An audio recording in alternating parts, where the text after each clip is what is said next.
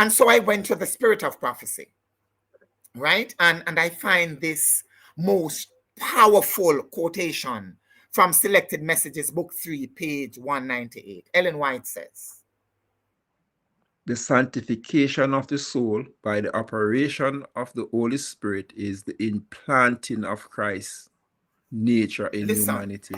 when I discovered this quote, so we are looking at the process. What happened when the Spirit made contact with the saints, right? We are told by Jesus that it is the Spirit who quickeneth. So the Spirit brings us to life.